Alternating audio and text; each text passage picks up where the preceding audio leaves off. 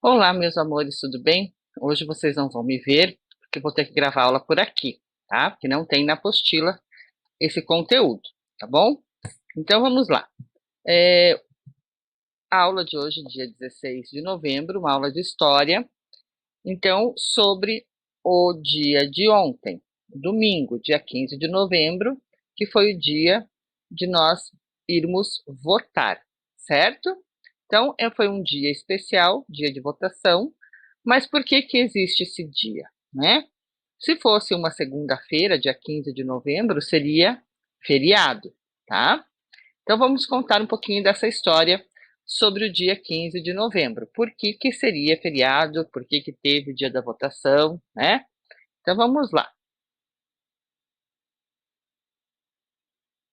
Então, a proclamação da República foi no dia 15 de novembro de 1889. Então, por que que é tão importante a proclamação da República?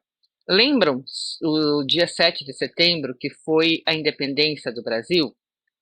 Então, a independência do Brasil foi em 1822, que foi o Dom Pedro I. Lembram que proclamou a independência em 1822.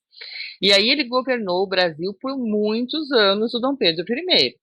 Esse é o Dom Pedro I, olha lá. Ele foi imperador do Brasil, ele nasceu em 1798 e morreu em 1834, tá? Vamos lá. Então vamos contar a historinha.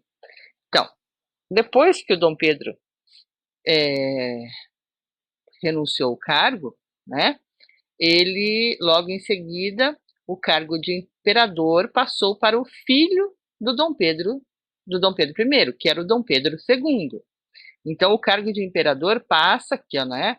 De geração a geração de uma mesma família. Então passa de pai para filho, tá? Olha lá o Dom Pedro II. O cargo de imperador passa de geração a geração dentro de uma mesma família, tá? Geralmente de pai para filho. Mas o trono de Dom Pedro II, esse aqui que vocês estão vendo, estava ameaçado na época. Um dos problemas é porque os religiosos eram os padres, tá? Estavam irritados com Dom Pedro II, por ele estar se envolvendo em problemas com a igreja, tá? Outro fato importante foi a libertação dos escravos. Tá? Então, aqui os religiosos começaram a ficar bravos com ele, e a libertação dos escravos, tá? Que foi a filha do Dom Pedro II, que libertou os escravos no dia 13 de maio de 1888. Tá? Essa aqui é a filha do Dom Pedro II, a princesa Isabel, que libertou os escravos. Tá? E aí os donos de fazenda estavam muito bravos com o Dom Pedro, né, por ter libertado os escravos, né, porque os escravos agora não precisariam mais trabalhar de graça, tá? O cargo de imperador, olha lá, vamos lá. O cargo de imperador era passado de pai para filho e não de pai para filha.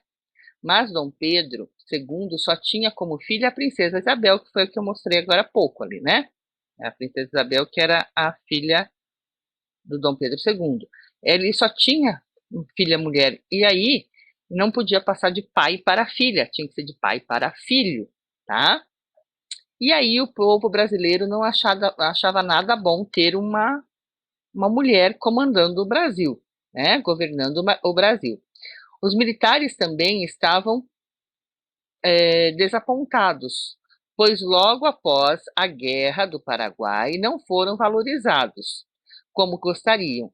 Eles ficaram sabendo que o Brasil ainda era o único país das Américas que não tinha um presidente da República, tá? É que naquela época lá teve uma guerra, essa Guerra do Paraguai, e quando terminou a guerra eles não foram valorizados. Ó, oh, parabéns, você, né, tá? Então eles não foram valorizados e também os militares ficaram bravos com o Dom Pedro II. Por isso que estava tendo problema, tá? E o sonho de ser uma república cresceu entre os militares, tá? Esse aqui, o Marechal Deodoro da Fonseca, era o militar mais influente da época, por isso ele era o principal candidato a se tornar o presidente da República. Na República, qualquer cidadão pode governar o país e se preocupa com a opinião do povo, né? Já no Império, como era lá do Dom Pedro, o governo passa de geração a geração e não se preocupa com a opinião do povo, né? E faz o que quer.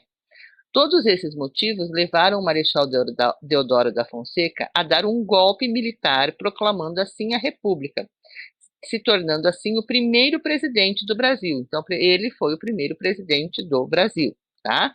E isso aconteceu no dia 15 de novembro de 1889, obrigando assim a Dom Pedro II a voltar para Portugal. Então, aqui na República, qualquer cidadão pode governar o país e se preocupa com a opinião do povo, que é como nós vivemos hoje, né?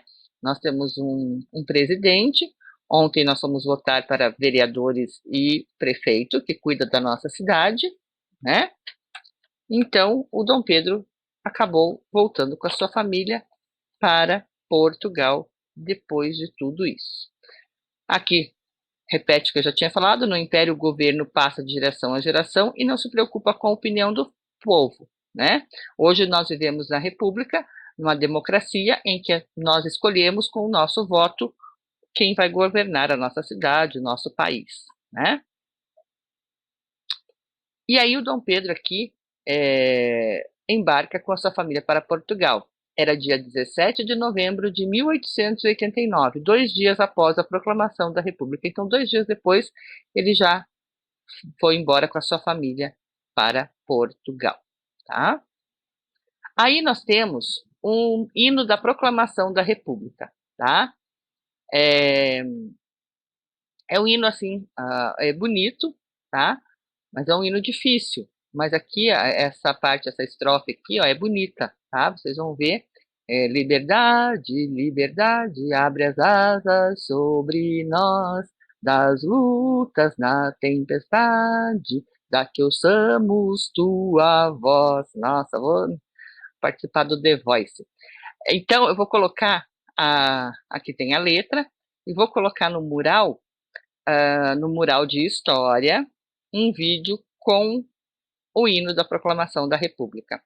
Ok? Um beijo a todos, fiquem bem e boa semana. Beijos.